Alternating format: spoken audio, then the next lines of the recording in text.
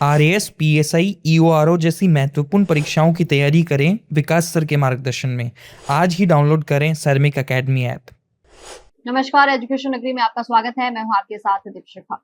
राजस्थान के हजारों शिक्षकों से जुड़ी इस वक्त की बड़ी खबर सामने आ रही है। शिक्षा विभाग में तबादलों के बाद दर्ज करवाई गई परिवेदनाओं का समय पर निस्तारण नहीं होने से बड़ी संख्या में शिक्षक असमंजस की स्थिति में हैं। खास चिंता उन शिक्षकों को लेकर है जिन्होंने एकल महिला, विधवा, परित्यक्ता, दिव्यांगता या फिर गंभीर बीमारी जैसी परिस्थितियों का हवाला देते हुए तबादलों की मांग की थी। दरअसल शिक्षा विभाग में 10 जुलाई को सेकंड ग्रेड से लेकर प्रिंसिपल स्तर तक के अधिकारियों और शिक्षकों के तबादले किए गए थे।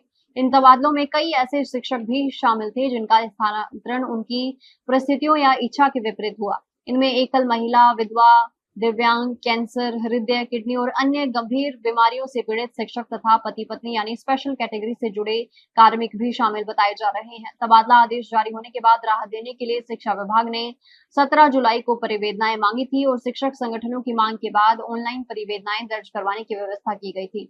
इसके निस्तारण के लिए 30 जुलाई तक की समय सीमा दी गई थी, लेकिन निर्धारित समय निकल जाने के बावजूद सभी स्तरों की परिवेदनाओं का निस्तारण नहीं हो सका। इसके बाद 7 अगस्त को संयुक्त निदेशकों की ओर से सेकंड ग्रेड यानी वरिष्ठ अध्यापकों और उनके अधीन आने वाले कार्मिकों की परिवेदनाओं पर आदेश जारी किए गए, लेकिन प्रिंसिपल, वाइस प्रिंसिपल और व्याख्याता स्तर के कई मामलों का निस्तारण अभी भी निर्देशालय स्तर पर लंबित बताया जा रहा है। यही देरी अब शिक्षकों के लिए बड़ी परेशानी बनती जा रही है। कई शिक्षक राहत मिलने की उम्मीद में फिलहाल अवकाश पर हैं और उन्हें चिंता सता रही है कि अगर आने वाले दिनों में प्रदेश में होने वाले निकाय और पंचायत चुनाव को लेकर आचार संहिता लागू हो गई तो परिवेदनाओं से जुड़े आदेश जारी होने में और देरी हो सकती है। ऐसी स्थिति में शिक्षकों को मजबूरी में अनचाहे स्थान पर ज्वाइनिंग देनी पड़ सकती है या फिर लंबे समय तक आदेश का इंतजार करना पड़ सकता है। वहीं शिक्षक विभाग में केवल परिवेदना वाले शिक्षक ही परेशान नहीं बल्कि कई शिक्षक एपीओ यानी आदेशों की प्रतीक्षा के चल रहे कुछ और कार्मिक डबल पोस्टिंग की स्थिति में है।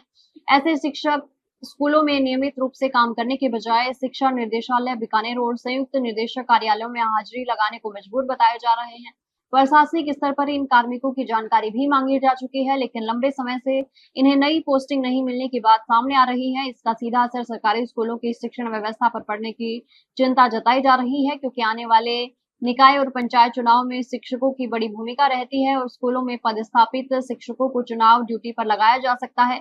दूसरी ओर जो शिक्षक परिवेदना, एपीओ या फिर डबल पोस्टिंग के कारण स्कूलों से बाहर हैं, वे पहले से ही नियमित शिक्षण व्यवस्था का हिस्सा नहीं बन पा रहे। अगर इन मामलों का जल्द समाधान नहीं हुआ तो सरकारी स्कूलों की पढ़ाई प्रभावित हो सकती है। पूरे मामलों की तारीखों पर नजर डालें तो 10 जुलाई को तबादला आदेश जारी हुए, 17 जुलाई को परिवेदनाएं लेने की प्रक्रिया शुरू हुई, 26 जुलाई को ऑनलाइन परिवेदना दर्ज करवाने की अंतिम तारीख रही, 30 जुलाई तक निस्तारण की समय सीमा निर्धारित थी और 7 अगस्त को सेकंड ग्रेड की परिवेदनाओं पर आदेश जारी किए गए, लेकिन प्रिंसिपल, वाइस प्रिंसिपल और व्याख्याताओं की कई परिवेदनाओं को अभी भी निस्तारण का इंतजार है। अब शिक्षक संगठनों की मांग है कि एपीओ, डबल पोस्टिंग और लंबित परिवेदनाओं से जुड़े आदेश जल्द जारी किए जाएं ताकि शिक्षकों को अनिश्चितता से बाहर निकाला जा सके और वे अपने विद्यालयों में नियमित रूप से कार्य कर सके। राजस्थान प्राथमिक एवं माध्यमिक शिक्षक संघ के मुख्य महामंत्री महेंद्र पांडेय ने मांग उठाई है कि इन मामलों का जल्द निस्तारण किया जाना चाहिए। उनका कहना है कि अगर चुनाव आचार संहिता लागू होने से पहले आदेश जारी नहीं हुए तो प्रभावित शिक्षकों को 1.5 से 2 महीने तक परेशानी का सामना करना पड़ सकता है। अब सबसे बड़ा सवाल यही है, क्या शिक्षा विभाग आचार संहिता लागू होने से पहले सभी लंबित परिवेदनाओं का निस्तारण कर पाएगा?